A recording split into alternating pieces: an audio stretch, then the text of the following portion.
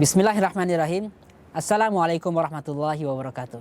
Sahabat-sahabat, welcome to my YouTube channel The Mindset.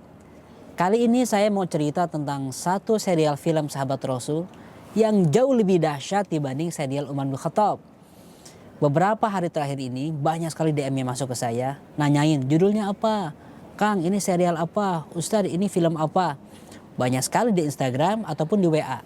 Tapi saya belum jawab karena saya ingin membuktikan dulu, melihat dulu, menverifikasi dulu apakah film ini layak saya rekomendasikan, bahkan saya ajak kawan-kawan, sahabat-sahabat, umat Islam di Indonesia untuk menonton serial ini. Serial apa judulnya?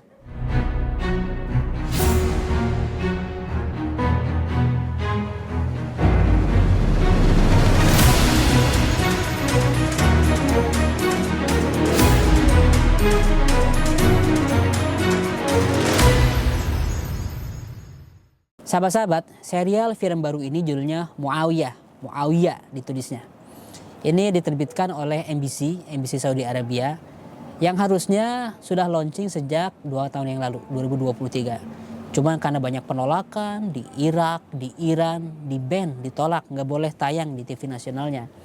Termasuk juga beberapa tokoh, ulama, sampai Universitas Al-Azhar, alma mater saya, itu melarang penayangan film ini.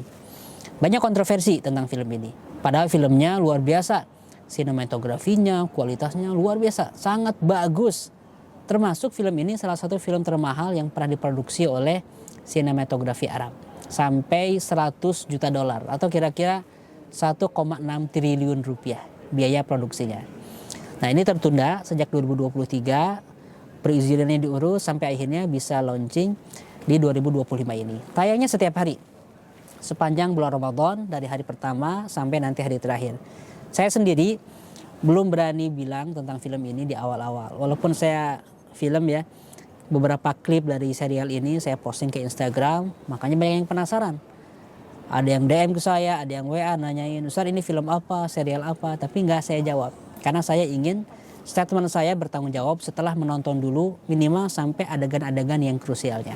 Saya akan mengulas tentang film ini. Film ini skenarionya ditulis oleh seorang jurnalis Mesir namanya Khalil Solah dan disutradari oleh seorang Palestina Amerika namanya Tariq Aryan. Nama aktornya Lujan Ismail. Diproduksi oleh MBC Saudi Arabia. Ini production house yang juga dulu memproduksi serial Umar bin Khattab tahun 2012. Budgetnya nggak main-main. 100 juta dolar atau sekitar 1,6 triliun rupiah. Syutingnya di Tunisia. Sayangnya film ini walaupun film yang terbaik katanya, ini salah satu film yang terbaik dan juga budgetnya paling mahal dalam sejarah sinematografi Arab, cuman di ban di Irak, di Iran, sampai Al-Azhar pun menolaknya. Kenapa bisa seperti itu? Karena sebetulnya sosok Muawiyah itu sosok yang cukup kontroversial. Ada pihak-pihak yang sangat mendukung, memuja, dan di titik ekstrim yang lain ada orang-orang yang bahkan menghina, menghujat, bahkan mungkin mengkafirkan. Jadi karena banyak kontroversi, apalagi ini juga menjadi cikal bakal di kemudian hari setelah kejadian yang besar di zaman Muawiyah itu, nanti setelahnya muncullah kaum Syiah dan sampai sekarang menyebar ke seluruh dunia, dan itu menjadi kontroversi bagi sebagian negara, khususnya negara Iran. Tapi saya akan mencoba membahasnya dengan komprehensif, kenapa kita perlu ataupun jangan menonton film ini. Beberapa dai Islam seperti salah satu Profesor Al-Azhar, Abdul Fattah Abdul Ghani Al-Awad, ataupun Muqtada Sadr dari Iran, mereka menolak film ini, jangan ditayangkan katanya di bulan Ramadan karena nggak cocok, kurang tepat, mengundang kontroversi. Karena banyak orang-orang yang tersinggung dengan film ini. Nah, sebetulnya sebelum membahas itu kita coba analisa dulu kenapa institusi besar seperti Al-Azhar sampai menolak film Muawiyah bin Abi Sufyan ini.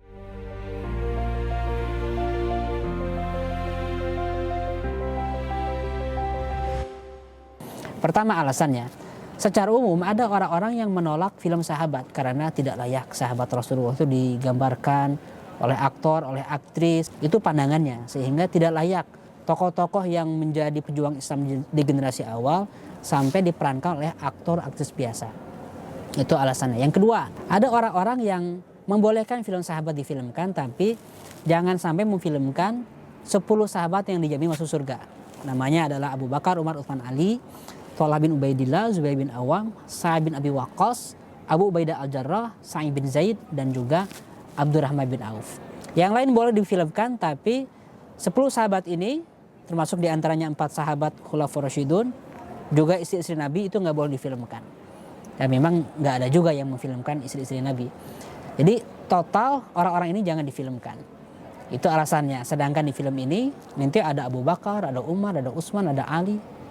Walaupun tidak ada adegan istri Nabi. Jadi itu alasan keduanya, jangan difilmkan. Alasan ketiganya, film sahabat itu bisa mengundang distorsi katanya. Karena ketika teks ya, skripnya itu dibuat, lalu dibaca oleh aktor, memang skripnya itu benar misalnya.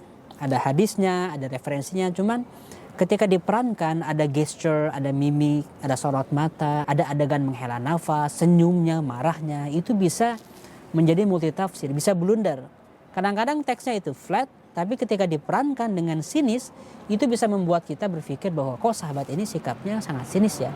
Oh kok sahabat ini justru malah kelihatannya kurang ikhlas. Sahabat ini kelihatannya kok malah misalnya dia licik. Itu kan terlihat dari raut mukanya. Nah ini juga bisa menjadi bermasalah karena tokoh yang diperankan itu adalah sahabat Rasulullah, bukan tokoh biasa. Itu alasan ketiga. Dan ini pun diulas oleh Dr. Gib Serjani tentang beberapa penolakan ulama-ulama terhadap film sahabat. Alasan keempat, sosok Muawiyah sendiri cukup kontroversial. Banyak yang setuju, mendukung, dan tidak sedikit yang menolak bahkan menghujatnya. Ada juga yang mengkafirkannya. Ada betul umat Islam yang mengkafirkan Muawiyah bin Abi Sufyan sahabat Rasulullah SAW. Alasan kelima, sosok Muawiyah ini menjadi salah satu tokoh yang sangat dimusuhi oleh kaum Syiah. Terlepas dari Anda sepakat atau tidak sepakat, yang jelas jumlah mereka banyak. Di Iran, di Irak, di Bahrain, bahkan di berbagai belahan dunia ini, termasuk di Eropa. Sehingga mereka itu ketika menonton film Muawiyah itu bisa terpancing lagi emosinya. Dan itu bisa mempengaruhi sikap mereka dalam kehidupan sosial. Itu diantara penolakan orang-orang jangan menonton film Muawiyah bin Abi Sufyan ini. Tapi sahabat-sahabat, ada juga ulama-ulama yang memperbolehkan. Karena pada dasarnya, satu, film itu bukan urusan akidah. Ini adalah ranah muamalah. Kalau dalam akidah itu sudah jelas, sangat strict. Sedangkan dalam muamalah itu sangat terbuka. Selama tidak ada dalil yang mengharamkan secara khusus, maka boleh-boleh aja. Dalam kaidah usul fikih itu, al-aslu fil asya'i al-ibahah. Dasar dari segala sesuatu itu boleh. Sedangkan film itu sesuatu yang baru, tidak ada dalil yang secara khusus Quran ataupun sunnah yang mengharamkan film. Sehingga pandangan-pandangan para ulama, tokoh-tokoh, dai-dai tentang status film ini halal atau haram, itu sifatnya ijtihadi. Pandangan pribadi seorang tokoh ataupun fatwa. Sehingga ini statusnya tidak seperti halal haram dalam ibadah mahdhah kita. Jadi ini ada kontroversi, sehingga ada juga ulama-ulama yang memperbolehkan film kategori para sahabat. Alasan yang kedua, kenapa film sahabat itu dibutuhkan? Karena justru ini menjadi sarana dakwah. Sekarang kita banyak komplain tentang film-film yang kontennya tidak berkualitas, tidak mendidik, bahkan merusak agama, merusak akhlak. Kita komplain tentang film-film itu. Tapi di saat yang sama, kita belum memproduksi film-film yang menyaingi, yang mengimbangi karya-karya mereka. Lalu ketika ada film sahabat yang berusaha menampilkan sosok agung para sahabat di zaman kita sekarang, kita bisa melihatnya dengan visualisasi yang bagus. Ini justru menjadi sarana dakwah untuk mengenalkan publik yang jarang baca, yang tidak membuka kitab-kitab sirah nabawiyah, tidak membaca sejarah agung para sahabat, sehingga mereka lebih mudah mencernanya melalui film. Jadi serial sahabat itu bisa menjadi daya tarik bagi orang-orang yang pada dasarnya tidak mengenal Islam sama sekali, sebagai sarana dakwah. Alasan ketiga, film sahabat atau film secara umum perlu dikategorikan sebagai karya seni, bukan buku sejarah. Kalau kita melihat ada adegan film, ada tambahannya, lalu juga ada misalnya unsur romansanya, ada unsur komedinya, atau ada hal-hal yang ditambah, yang namanya juga karya seni. Sehingga kita nggak boleh menghukumi film sahabat itu sebagai literatur sejarah ataupun referensi dalam memahami sejarah Islam, yang nggak adil. Yang namanya film, yang namanya karya seni, ya pasti ada fiksinya. Disitulah fungsinya ya. Beda dengan buku yang kita baca, ada referensinya, setiap halamannya itu, buku ilmiah itu ada sumbernya. Maka salah besar kalau kita melihat film sebagai referensi sejarah yang utama. Ya anggap aja sebagai karya seni. Bisa dipertimbangkan sebagai inspirasi, tapi bukan referensi utama dalam sejarah. Alasan keempat, sahabat-sahabat, sosok Muawiyah itu walaupun kata orang kontroversi, tapi bagaimanapun beliau ini adalah sahabat Rasulullah SAW yang nanti akan saya jelaskan bagaimana kemuliaannya, manaqib Muawiyah itu juga banyak, ada hadis Rasulullah tentang Muawiyah, sehingga nggak sesederhana itu menolak film ini gara-gara ini tokoh kontroversial. Nanti akan saya bahas. Alasan kelima, kemarahan Syiah yang menolak film Muawiyah ini bukan berarti film ini harus ditolak oleh seluruh umat Islam. Ya tiap orang punya pandangan. Tiap orang punya pandangan. Ya tiap orang berhak, tiap kelompok itu menampilkan sosok yang dia kira sebagai sosok yang inspiratif bagi umat Islam. Jadi sahabat-sahabat, film Muawiyah ini ada dua blok, ada ulama-ulama yang memperbolehkan, ada juga yang melarang. Tinggal terserah Anda pilihannya. Yang jelas, bagi saya pribadi, saya punya pandangan tentang status film Muawiyah ini. Beberapa hari yang lalu banyak sekali DM masuk nanya ke saya, ini film apa? Nggak saya jawab karena saya ingin bertanggung jawab dengan statement saya. Tidak mungkin saya memberikan statement, merekomendasikan film ini atau menolak padahal saya belum lihat sama sekali. Belum tahu isinya seperti apa. Saya berani melihatnya, menontonnya karena saya yakin saya punya filter. Saya membaca sirah nabawiyah dengan utuh, lalu membaca juga sejarah para sahabat sehingga saya bisa menilai, bisa meninjau, bisa mempertimbangkan apakah film ini layak atau tidak. Bagi saya, film Muawiyah ini adalah bagian dari dakwah. Saat ini kita miskin role model. Saya sering mendengar banyak orang komplain tentang media sosial, dunia digital, perfilman, entertainment yang penuh diisi oleh sosok-sosok yang tidak memberikan contoh, tidak memberikan inspirasi bagi jalan keislaman, tidak mendekatkan diri pada Allah, bahkan cenderung merusak. Okay, we know this situation. Tapi masalahnya ketika ada beberapa pihak sineas yang mencoba menghadirkan role model alternatif, kok malah ditolak, kok malah orang-orang malah menghujatnya gitu. Ya Anda boleh tidak menontonnya, tapi tidak berarti harus menghujat, tapi tidak berarti harus membuat orang lain itu diprovokasi, jangan menontonnya, ataupun misalnya harus di-ban. Semua orang punya pilihan sahabat-sahabat, apalagi di zaman ini, semua orang punya pilihan yang sangat terbuka, di-ban di beberapa negara, bukan berarti tidak bisa menontonnya di YouTube ataupun langsung ke situsnya, kan bisa. Bahkan ketika diblokir di sebuah negara pun hanya dengan download VPN bisa terakses seluruhnya gitu. Jadi sebetulnya alasan menolak pun sekarang sudah tidak relevan karena semuanya serba terbuka. Justru sekarang saya berpikirnya bahwa film sejenis ini bisa kita switch, diubah menjadi sarana dakwah. Kesempatan untuk menghadirkan role model orang-orang yang inspiratif dari zaman dulu, ditampilkan dengan visual yang bagus, sinematografi yang berkualitas, sehingga orang-orang jadi makin mengenal sahabat-sahabat Rasulullah SAW. Ketika kita menonton sosok agung dalam sejarah, filosofi hidup mereka itu bisa menginspirasi bahkan mendrive perilaku orang-orang hari ini. Misal kita menonton film Alexander the Great, Napoleon Bonaparte, kita nonton film tentang Julius Caesar, film-film Romawi, Gladiator, atau bahkan yang fiksi, Harry Potter, Lord of the Rings. Nilai-nilai moral yang ada dalam story itu pasti menginspirasi para penonton, apalagi kalau ini dari para sahabat Rasulullah. Walaupun tentu ada hal-hal yang perlu kita kasih notice, ada yang perlu dikasih koridornya, tapi bukan berarti keseluruhan serialnya itu menjadi tertolak. Misalnya ketika Anda mulai menonton film ini, dari mulai episode 1 sampai episode nanti, episode 18 itu banyak sekali inspiratif. Ada misalnya, lihat ya ini, adegan pidato Khalid bin Walid ketika perang Yarmuk menghadapi tentara Romawi. Dia pidato, yang salah satu pidatonya, pidato yang paling menyejarah dalam sejarah Islam. Hadza yaumun min ayyamillah katanya. Coba lihat video ini. Hadza yaumun min ayyamillah. La yanbaghi fihi al-fakhr wala al-baghy. Akhlisu jihadakum. Wattaqu Allah bi'amalikum. Wa inna hadha al-yawm lahu ma ba'dahu. فإن رددناهم اليوم إلى خندقهم فلا نزال نغفر. Dahsyat bukan? Orasi seperti ini kalau kita baca dalam teksnya berbentuk bahasa Arab, ya kita baca ada yaumun min ayyamillah, mungkin biasa aja. Tapi ketika melihat bagaimana aura seorang Khalid bin Walid di atas kudanya, orasi sebelum menyerang musuh, itu kan dahsyat. Bisa memberikan kita inspirasi tentang keberanian, tentang retorika, public speaking. Atau ini nih, adegan Umar bin Khattab ketika menasehati Muawiyah soal pemerintahan. Lihat bagaimana nasihatnya. Allah,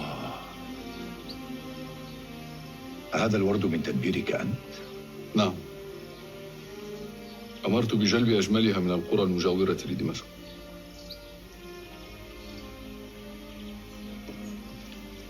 لو كنت تاجرا لما اخترت غير العطر. إن فاتني ربحه لم تفتني ريحه. سأرحل غدا صباحا بإذن الله.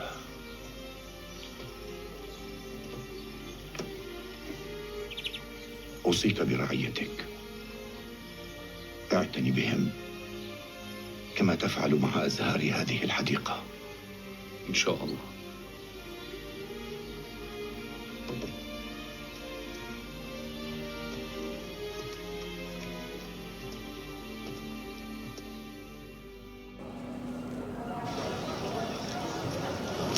Nasihat seperti ini mungkin biasa-biasa aja kalau kita baca dalam bentuk teks, dalam bentuk buku, artikel.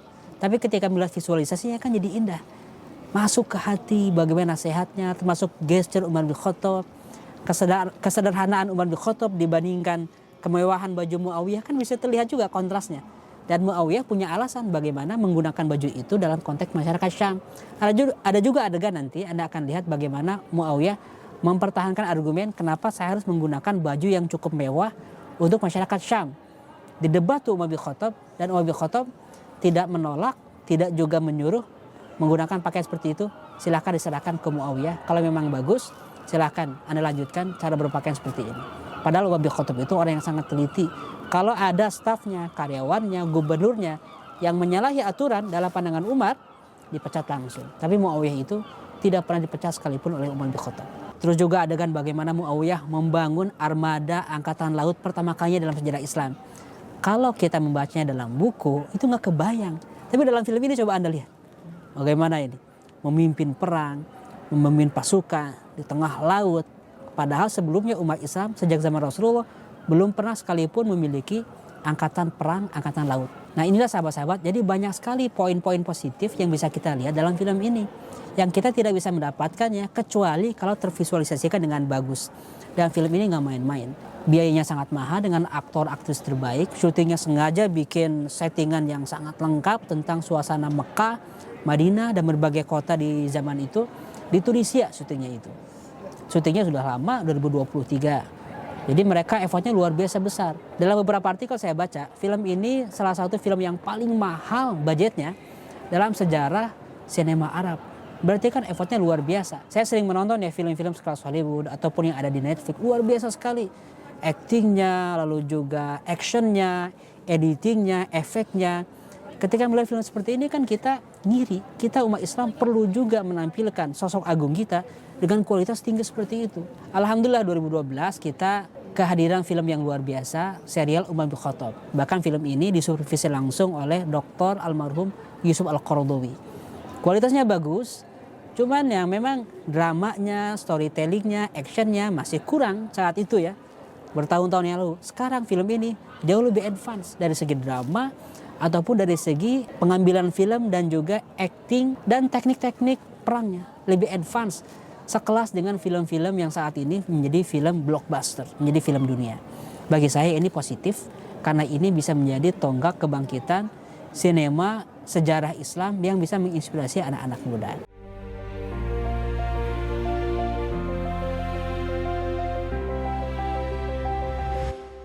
Cuman saya juga harus memberikan beberapa catatan, terutama bagi sahabat-sahabat yang setelah nonton video ini jadi semangat untuk menonton serial Muawiyah ini.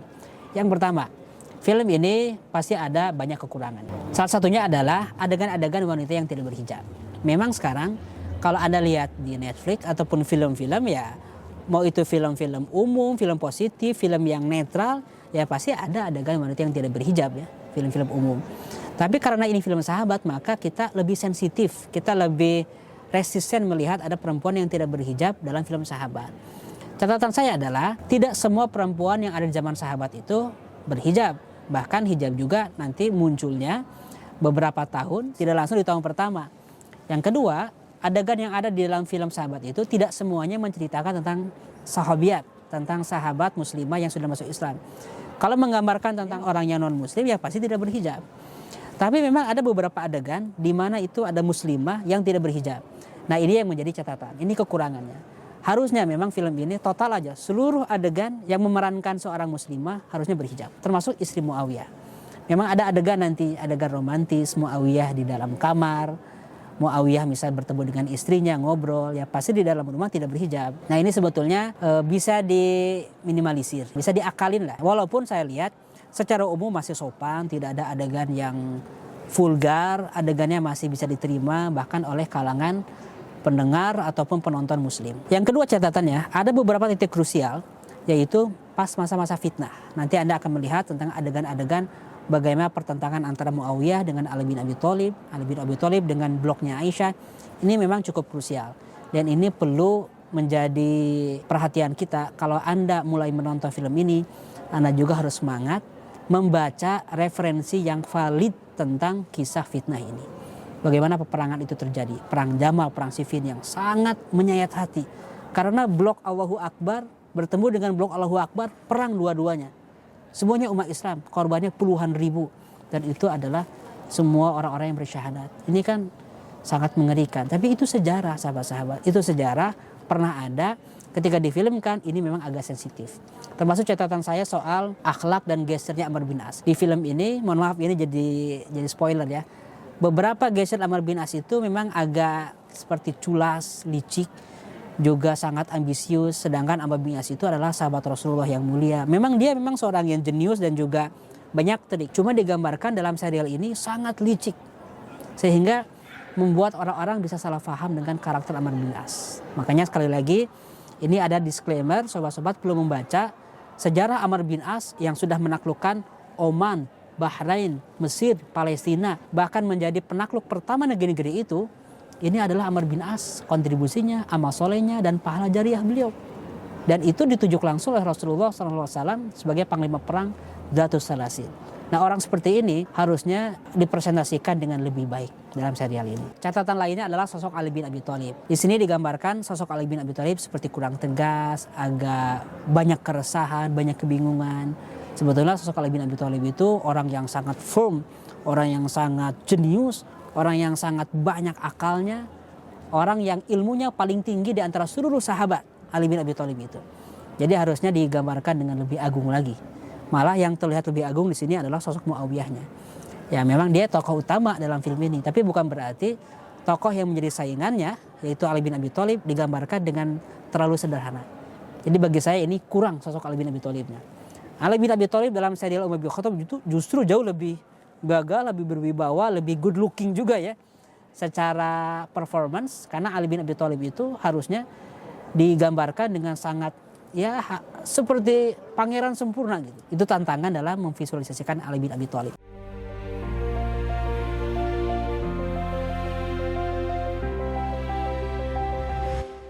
Nah sekarang poin berikutnya nih.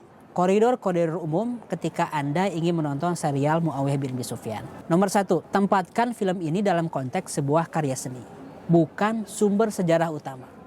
Ya Anda mungkin akan tahu beberapa tokoh sejarah, Anda juga akan jadi ngerti tentang kronologi, alur dalam sejarah Islam, tahapan dari Rasulullah itu digantikan oleh Abu Bakar, Umar, Utsman, Ali, dan Muawiyah. Itu ada dalam film itu. Tapi bukan menjadi sumber utama kita. Memang akan ada informasi baru yang Anda dapatkan melalui serial ini. Cuman belajar juga dengan referensi yang sangat kaya. Yang ada verifikasi datanya, ada sanadnya, hadisnya itu. Sehingga ketika Anda menonton ini, ada komparasi. Itu catatan pertama. Yang kedua, kekaguman kita terhadap tokoh-tokoh muslim itu perlu menjadi stimulus awal sehingga kita memperdalam lebih banyak lagi. Lebih banyak baca buku, lebih banyak mengkaji serial-serialnya dalam kajian ilmiah, baik di YouTube, di podcast, ataupun melalui kuliah-kuliah. Karena kadang-kadang kita ini belum mau belajar karena belum termotivasi, belum terinspirasi. Baca buku, bukunya aja kan tebal-tebal. Buku tentang misalnya sejarah Muawiyah, sejarah Daulah Umayyah, sejarah Daulah Abbasiyah, tarikh Baghdad misalnya, tarikh Tobari, atau bukunya Ibnu Khaldun, panjang-panjang, tebal-tebal. Nah ketika Anda menonton film, bisa jadi ini menjadi pemantik semangat, setelah itu Anda jadi giat membaca buku yang berhubungan dengan tema ini. Banyak orang yang mulai senang membaca buku sejarah setelah kagum dengan tokoh yang dia tonton melalui TV, melalui film, melalui serial misalnya. Itu kan menjadi sisi positif juga. Koridor ketiganya adalah verifikasi data-data sensitif dengan literatur sejarah yang valid, atau kalau berhubungan dengan sahabat berarti dengan hadis-hadis yang sahih. Sehingga kita ketika melihat adegan apapun, kita bisa punya filter karena pernah baca referensi yang benarnya. Koridor keempat, jangan pernah mencela sahabat. La tasubbu ashabi, kata Rasulullah. Walau anna ahadakum anfaqa misla uhudin zahaban ma adruka mudda ahadihim wala nasifahu. Walaupun kalian menginfakkan seluruh harta kalian segede gunung Uhud, emas semua, tidak akan pernah mencapai pahala para sahabat, kata Rasulullah.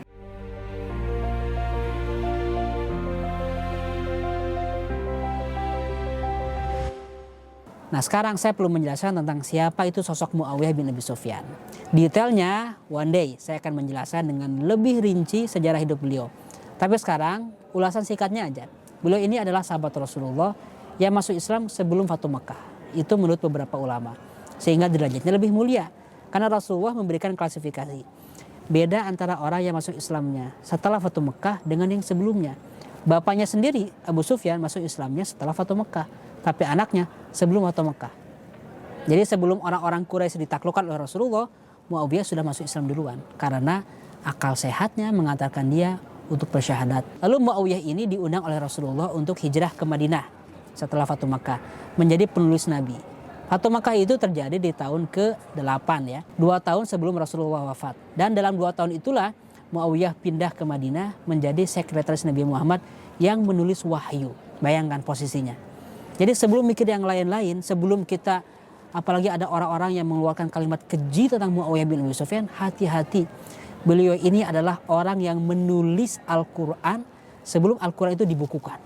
Jadi sebelum kita membaca Al-Quran, Muawiyah sudah menulisnya dalam teks yang nanti itu menjadi bahan referensi untuk dituliskan dalam Al-Quran di zaman Abu Bakar As-Siddiq, dalam mushaf Al-Quran yang dikumpulkan itu. Di antaranya adalah catatan-catatan yang ditulis oleh Muawiyah bin Abi Sufyan. Sehingga Muawiyah itu menjadi tim penulis wahyu, bayangkan. Posisinya tinggi sekali. Lalu Rasulullah pun mendoakan Muawiyah bin Abi Sufyan. Allahumma ja'alhu hadiyan mahdiyan wahdi bihi. Ya Allah, jadikan Muawiyah ini orang yang diberikan hidayah, terbimbing, dan juga bisa membimbing. Jadi Muawiyah itu mendapatkan doa langsung dari Rasulullah SAW. Kita tahu sendiri, doa Nabi Muhammad makbul. Kita belum pernah didoakan oleh Rasulullah SAW. Lalu siapa kita yang berani mencela sahabat Rasulullah hanya karena beliau punya kesalahan, pernah punya konflik dengan Ali bin Abi Thalib? Hati-hati. La tasubbu ashabi, jangan pernah mencela sahabatku. Ada juga beberapa statement dari para sahabat, misalnya statementnya Ibnu Umar. Ini adalah seorang ulama besar, anaknya Umar bin Khattab, tentang Muawiyah bin Abi Sufyan. Dia mengatakan, ma ra'aitu ahadan ba'da Rasulillah sallallahu alaihi wasallam aswadu min Muawiyah. Saya tidak pernah melihat seorang pun setelah Nabi Muhammad, katanya, yang lebih berkualitas soal leadership. Aswadu itu dari kata asyada, leadership. Yang lebih tinggi leadershipnya dibanding Muawiyah. Lalu ditanya, gimana dengan Abu Bakar, Umar, Utsman, Ali? Gimana dengan mereka? Kata Ibnu Umar, mereka lebih baik dari Muawiyah. Akhlaknya, kualitasnya, ibadahnya. Walakinnahu aswad. Tapi Muawiyah lebih tinggi kualitas leadershipnya. Jadi pandangan Abdullah bin Umar yang dia ini selain jujur juga jeli, tajam. Dan pandangan dia tentang Muawiyah itu, dia melihat Muawiyah adalah orang yang paling tinggi kualitas leadershipnya. Dan memang terbukti. Dia menjadi leader. Di zaman Abu Bakar As-Siddiq, dia diangkat menjadi panglima perang untuk menghadapi tentara Romawi dalam perang Qaisariyah. Lalu di zaman Umar bin Khattab, dia angkat menjadi gubernur Damaskus, gubernur Syam. Umar bin Khattab itu adalah orang yang paling teliti dalam soal kepemimpinan. Kalau ada timnya, karyawannya, gubernurnya yang tidak perform, tidak berkualitas, atau ada masalah akhlak misalnya, dipecat langsung oleh Umar bin Khattab. Khalid bin Walid dipecat. Lalu juga Amr bin Nasir dipecat. Sahabat-sahabat yang tinggi derajatnya pada dipecat. Termasuk Sa'ad bin Abi Waqqas.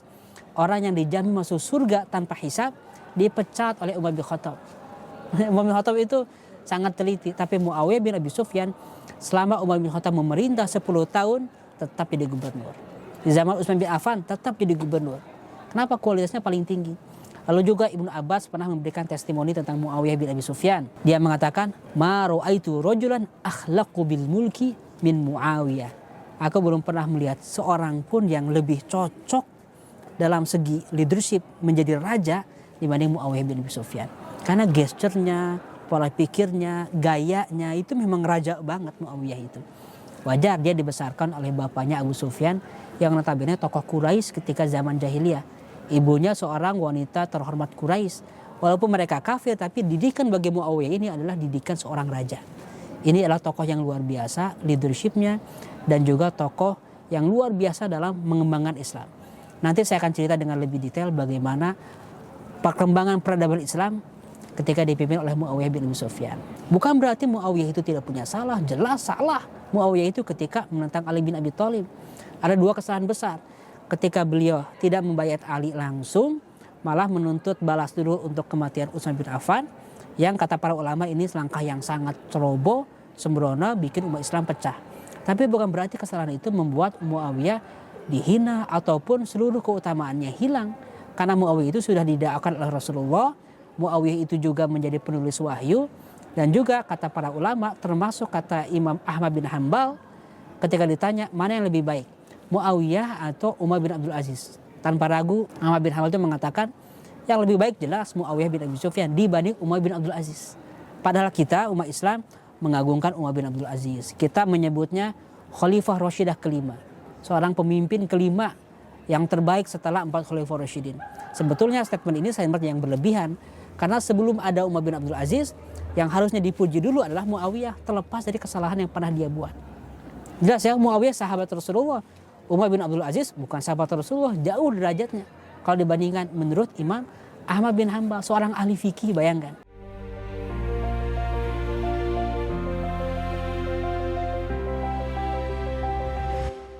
Kesimpulannya, yang pertama, serial Muawiyah ini menurut saya layak ditonton. Sehingga saya merekomendasikan umat Islam Indonesia untuk menonton serial Muawiyah ini. Karena ini bisa menjadi inspirasi dakwah, inspirasi kita untuk mengenal lebih jauh tentang perjuangan para sahabat dan terinspirasi kagum dengan sosok mereka. Itu pandangan pertama ya. Jadi silakan tonton karena menurut saya ini berkualitas filmnya dan juga menginspirasi umat Islam. Yang kedua sahabat-sahabat, imbangi nonton film ini dengan literatur ilmiah yang berkualitas sehingga kita tidak salah faham, tidak gagal faham, tidak suuzon. Justru menonton film ini bisa menjadi stimulus penyemangat kita untuk terus mengkaji serial para sahabat. Saya sendiri insya Allah sudah menyiapkan serial Sirah Nabawiyah. Setelah selesai dalam beberapa tahun ke depan, saya insya Allah akan menerbitkan juga serial kajian tentang Khulafaur Rasyidun, lalu juga tentang Muawiyah juga, tentang Daulah Bani Umayyah, Bani Abbasiyah, dan juga Bani Utsmaniyah, insya Allah. Jadi sahabat-sahabat setelah terstimulus, semangat ketika menonton film ini, lanjutkan dengan kajian, dengan baca buku. Yang ketiga sahabat-sahabat yang paling penting, menonton film ini menurut saya bukan hanya menikmati adegannya, kagum dengan tokohnya, tapi menjadikan banyak pelajaran dalam kehidupan. Ada perpecahan yang pernah terjadi antara blok Ali bin Abi Thalib, blok Muawiyah, bahkan dengan blok Aisyah. Mereka semuanya bersyahadat, mereka semuanya takbir Allahu Akbar, tapi berperang. Karena mereka salah faham, ada miscommunication. Surat menyurat juga butuh waktu yang cukup lama sehingga peluang salah faham tinggi sekali. Tapi sekarang walaupun ada media sosial, walaupun ada kecepatan dalam mengirimkan pesan, kesalahpahaman tetap terjadi. Bahkan kadang-kadang kesalahpahaman itu sengaja diproduksi oleh orang-orang yang tidak peduli dengan nasib umat. Kejadian-kejadian yang pernah terjadi, walaupun pahit dalam sejarah, di zaman Ali bin Abi Thalib, Muawiyah bin Abi Sufyan, justru menjadi warning bagi kita, para da'i, para ustadz, hati-hati dalam membuat statement, dalam bergerak, dalam berdakwah. Jangan sampai membuat umatnya terprovokasi, jangan sampai membuat umatnya salah faham.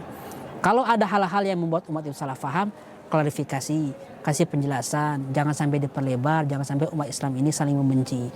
Nah menurut saya, film Muawiyah bin Abi Sufyan ini menjadi pengingat, reminder agar umat Islam lebih menjaga persatuan. Ada orang-orang yang tidak suka dengan film ini, jelas, wajar. Mereka misalnya sakit hati karena mereka mendukung blok tertentu. Tapi bagi kita, umat Islam, Ahlussunnah wal Jamaah, kita yakin, percaya bahwa manusia terbaik setelah Rasulullah itu adalah Abu Bakar, Umar, Utsman, dan Ali. Semuanya mulia dan ahli surga. Tapi tidak berarti Muawiyah bin Abi Sufyan menjadi orang yang dibenci, menjadi orang yang difitnah, seperti beberapa kalangan umat Islam yang membencinya pada tahap yang tidak wajar. Hati-hati sahabat-sahabat. La tasubu ashabi. Jangan membenci sahabat-sahabatku, kata Rasulullah SAW. So, selamat menikmati serialnya. Saya merekomendasikan sahabat-sahabat untuk menonton serial Muawiyah yang tayang di MBC. Insya Allah one day saya akan membedah diskusi tentang sosok ini bersama sahabat-sahabat semua di YouTube channel saya, The Mindset. Terima kasih. Assalamualaikum warahmatullahi wabarakatuh.